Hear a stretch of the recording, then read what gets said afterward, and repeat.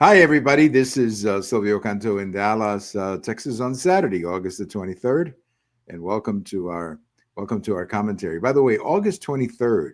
It's a pretty big day in baseball history, and I'll tell you about it at the end when we do our on this day in history.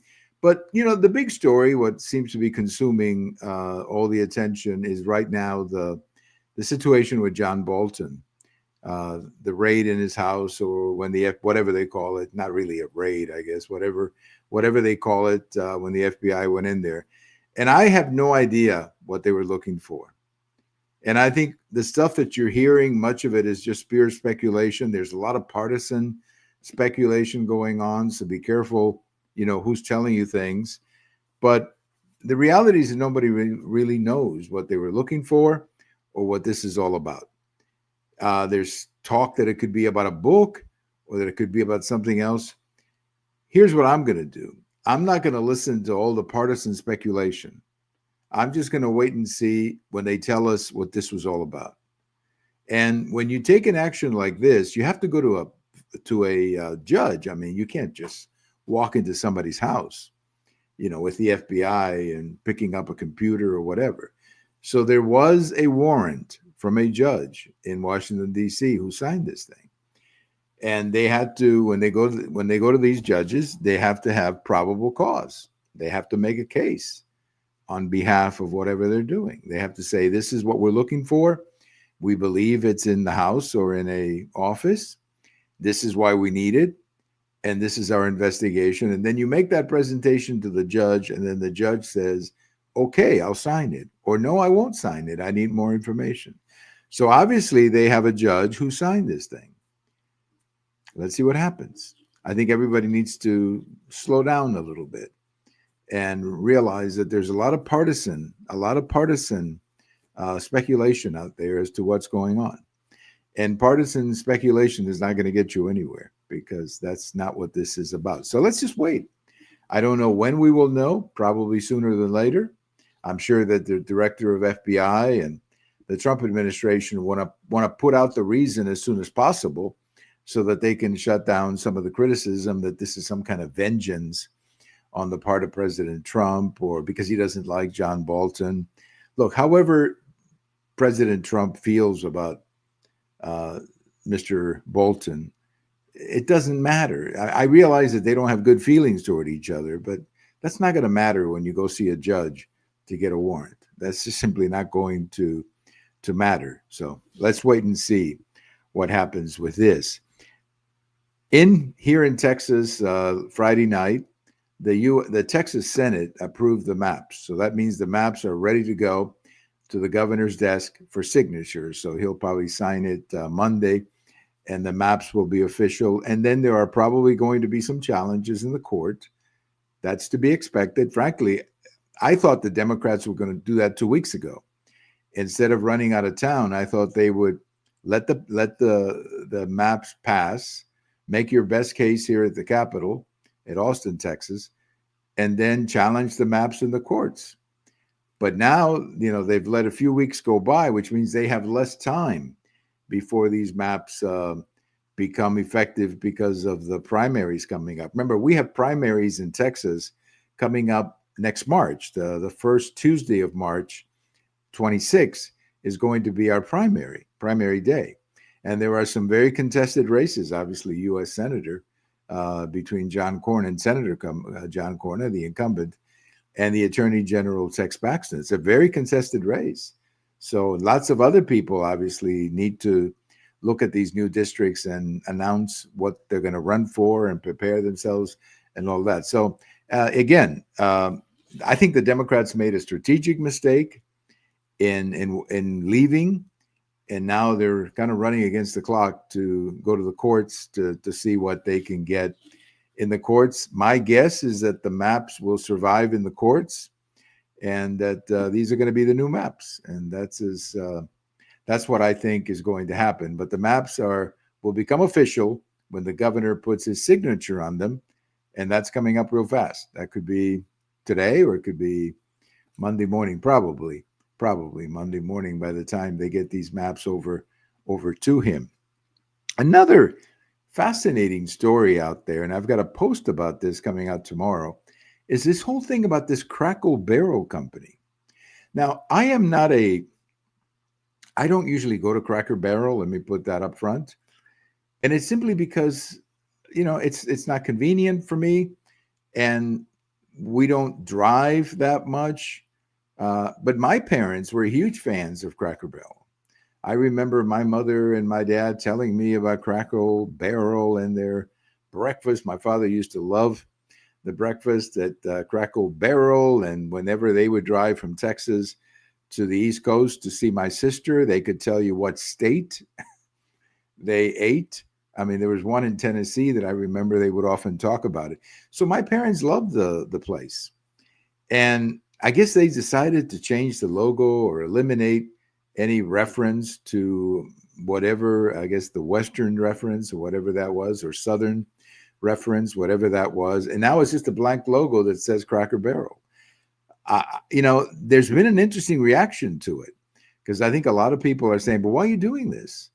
Now, they can do whatever they want. Obviously, as the owners of the company, they can do whatever they want as the management of the company. But the reaction from a lot of people has been pretty tough. And it's because, these traditions and these things that people get used to, now all of a sudden, they're not there anymore. And we'll see. We'll see how the customers take it. After all, that's the bottom line. How do the customers take it? But I can tell you, my parents are not here anymore, but they used to love this place. And they would often, whenever they travel, they used to take the road to the East Coast to see my sister and her family. They always would drop in a Crackle Barrel. And many, many times I heard about the one in Tennessee where they would, I guess, stay at a hotel and in the morning have breakfast. And they would often talk about, that stop in Cracker Barrel. And it was a lot of fun for them. I guess it probably is for a lot of people, given the reaction that we're seeing from some of their customers. I do have a post today over at the American Thinker about the judge in New York. The judge that was involved in this case where the judgment was reversed, the $500 million against Donald Trump. I really believe, as I point out in my post over at the American Thinker, that this judge is going to have to explain how he let this happen. Because you don't have to be a legal genius. You don't have to be a legal expert.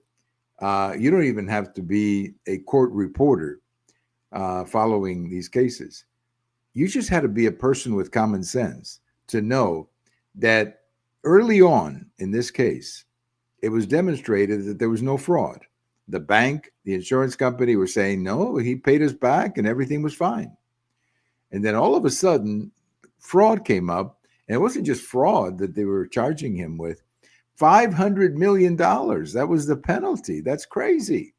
Completely out of proportion with whatever the case was. So that was reversed. The $500 million was reversed. I doubt very much that the Attorney General is going to be able to win that back. But the judge is the one that I think has to explain how he let this happen.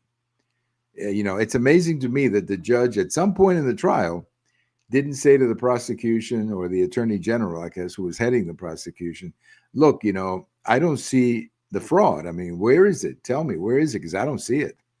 And he let it go. He let it go. And I think in doing so, he hurt himself a lot, his reputation as a judge. And I also think, as I mentioned in my article, he hurt the reputation of New York as a place to do business at a time when New York doesn't need that. I mean, the fact is that New York right now is losing business. And if this guy gets elected mayor, I mean, it isn't going to go pretty for New York. I'll tell you that right now. It's not going to go pretty. So the last thing you want to do right now is drive away people with money or business people who may fear that if they did it to Trump, they can do it to me.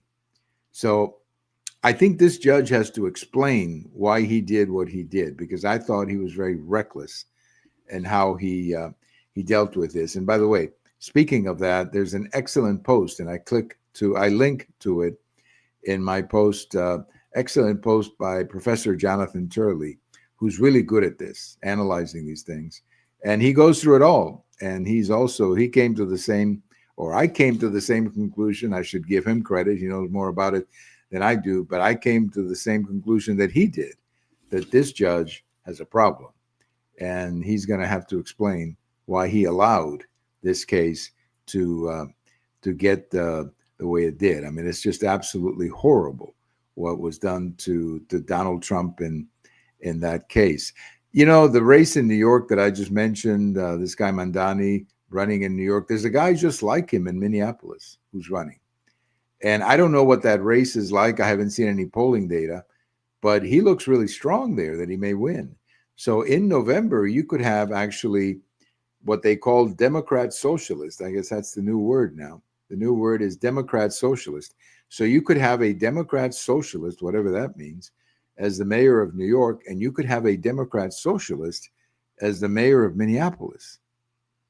That's going to be a tough one for the Democrat Party to explain.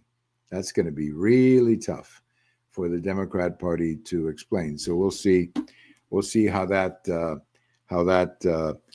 turns out. Also, a quick thing I wanted to mention: I just saw that Senator Cruz has endorsed Representative Chip Roy, Texas Representative Chip Roy. Senator Cruz is endorsing him for Attorney General. That's a big boost. That is a big boost for Chip Roy. So he seems to be the leading candidate at the moment. And after getting Senator Cruz's endorsement, I think you probably got to put your money on Chip Roy winning that primary and probably more than likely winning the election as Attorney General in November 26th, that is. Well, on this day in history, fascinating day, August 23rd, 1989, Major League Baseball decided to ban Pete Rose from the game. He was involved in, some gambling issues, and the commissioner, Fay Vincent, I think that's who it was, said, no, you cannot be a part of baseball anymore, and banned him from Major League Baseball. Couldn't even go to the games, I think. Couldn't participate in any Major League sponsored activities. And it was quite a shock for people like me who grew up watching Pete Rose play. Pete Rose, I always say, probably, he was not the greatest player ever, but nobody got more out of his ability than Pete Rose. A lot of people with Pete Rose's abilities would have ended up hitting 250, 260 in the major leagues and maybe hit, have a couple, maybe 1,000 hits, 1,500 hits, and that would have been the end of their careers. But Pete Rose willed himself to be to get as much out of his ability as any player, any athlete I've ever seen. And of course, we know the story. He became the all-time hits leader, 4,200 or whatever the number is. But on this day in 1989, a very sad day, really, for Major League Baseball history and for fans like me who grew up watching him. A very sad day. Pete Rose was banned. And then, of course, as some of you know, Pete Rose passed away about a year ago. Thank you for watching. Have a great weekend. This is Silvio Canto in Dallas, and we'll talk to you later. Bye-bye, everybody.